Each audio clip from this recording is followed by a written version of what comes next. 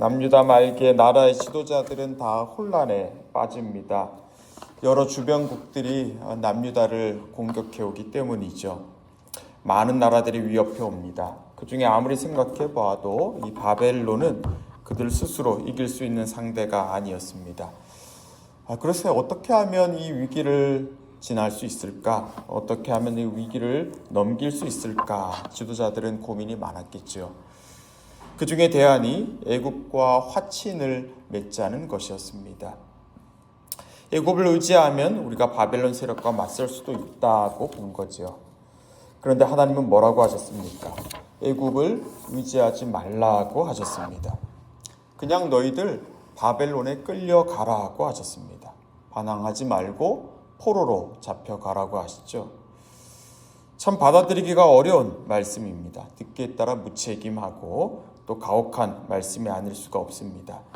그래서 이와 같은 말씀을 전한 예레미야와 같은 선지자들은 미움을 받고 또 협박을 당하기도 합니다. 저와 여러분도 그러하죠. 때때로 우리 앞에 반갑지 않은 손님이 찾아오고는 합니다. 건강에 이상이 생기고 또 사업이 막힙니다. 사고를 당합니다. 생각만 해도 끔찍한 일들이지만 우리 인생 중에 꼭 한두 번은 찾아오죠. 우린 빨리 그때를 지나고 싶어 합니다. 크게 당황하고 두려워합니다. 또 여러 방법을 찾아봅니다. 그러나 마땅한 방법이 없을 때가 허다하죠. 여러분, 그럴 때 어떻게 하십니까? 예수님도 그와 같은 상황을 말씀하십니다. 예수님은 다니엘의 말을 인용해서 멸망에 가증한 것이 선 것을 보았을 때를 말씀하시죠. 큰 환난이 있을 거라 하셨습니다. 이 환난의 때를 역사적으로 보면 로마 제국의 공격으로 침입으로 보기도 하는데요. 우린 예수님의 이 말씀을 우리 개인의 차원에서도 받아들일 수 있을 것입니다. 우리를 압도해버리는 상황이 일어납니다. 그럴 때 저와 여러분은 어떻게 해야 할까요? 예수님은 말씀하십니다. 그러한 환난이 끝날 때가 온다고 말입니다. 오늘 본문 29절은 어떻게 시작합니까? 그 환난 후에라고 시작하죠.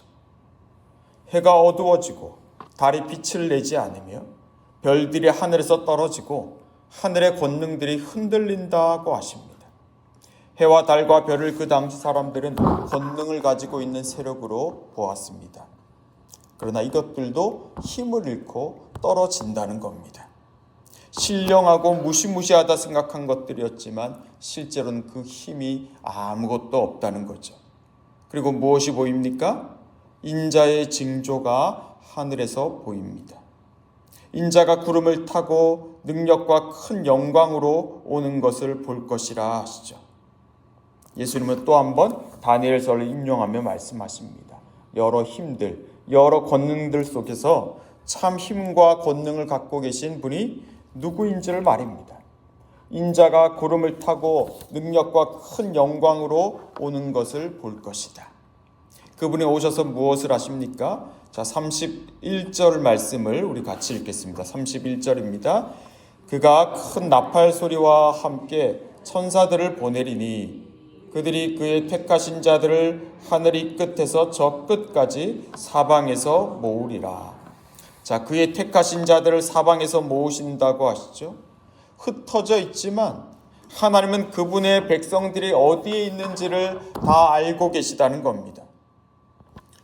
예수님 하신 이 말씀은 예전에 모세를 통해 하나님께서 들려주신 말씀과 같습니다.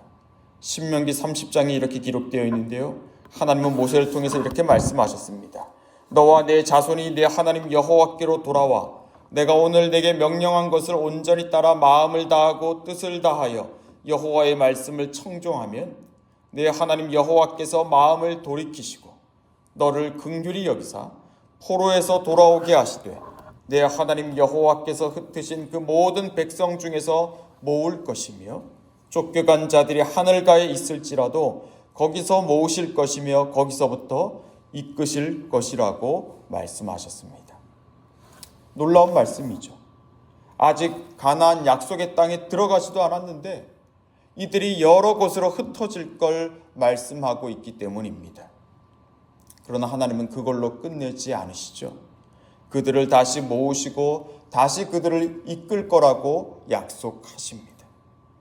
예수님은 오늘 큰 환난을 만난 이들에게 모세가 전한 그 말씀을 다시 떠올려주고 있습니다. 이후에 바울은 모세가 전한 그 말씀, 그리고 예수님이 하신 이 말씀을 가지고 이렇게 말합니다. 나팔 소리가 나매 죽은 자들이 썩지 아니할 것으로 다시 살아나고 이 썩을 것이 썩지 아니함을 입겠고 사망을 삼키고 이기리라고 기록된 말씀이 이루어지리라. 여러분, 바울이 이렇게 전할 수 있었던 건 무엇 때문이었겠습니까? 그가 모세가 전한 말씀, 또 오늘 예수님께서 하신 이 말씀을 의지했기 때문 아니겠습니까?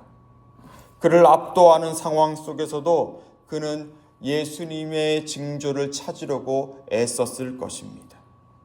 그리고 그는 예수님이 말씀하신 대로 이 모든 일 속에서 인자가 가까이 곧 문 앞에 이르신 것을 경험했을 것입니다. 지금 우리는 어떤 일을 만났습니까? 여러분, 멸망에 가증한 것이 눈앞에 서 있는 것 같습니까? 내가 저 땅끝 틈으로 밀려났다 생각하십니까? 내가 믿고 의지하던 별들이, 그 달이, 하늘의 것들이 이제 빛을 잃어가고 있습니까? 그래서 불안해하십니까? 여러분, 그때 하나님은 보여주실 거예요. 우리가 반드시 보아야 할 것이 무엇인지를 말입니다. 우리가 반드시 붙잡고 있어야 할 것이 무엇인지를 그분은 그때 보여주실 겁니다. 그건 바로 우리를 위해 죽음의 세력을 잡으신, 죽음의 세력을 멸하신 예수 그리스도입니다. 우리를 위해 쫓겨나시고 우리 대신 밀려나시고 끝내 저주의 한복판까지 가셨던 예수 그리스도 말입니다. 우린 그분을 바라볼 때, 그분을 지금 내 마음에 모실 때 그 멸망에 가증한 것이 우리를 비록 위협하지만 우리를 건드릴 수 없다는 걸 보게 될 것입니다. 오늘 이 말씀은 모든 것이 사라지고 다 흔들리고 변한다 해도 결코 변하지 않을 것이고 없어지지 않을 것입니다. 지금도 인자 되신 예수님께서 능력과 큰 영광으로 우리에게 오고 계시다는 걸 여러분 바라볼 수 있기를 바랍니다. 이 모든 것을 보거든 인자가 가까이 이른 줄 알라 하셨습니다. 우리 대신에 흔들리신 그분께서 우리에게 흔들리지 않는 하나님 나라를 이미 주셨습니다. 여러분, 그분을 찾으시고 그분의 찾아오심을 신뢰하시길 바랍니다. 그럴 때 우리도 썩을 것이 썩지 아니한 것을 입고 사망이 삼킴을 당하는 걸 보게 될 것입니다. 그와 같은 은혜의 역사가 저와 여러분의 삶에 충만하기를 주님의 이름으로 축복합니다. 기도하겠습니다.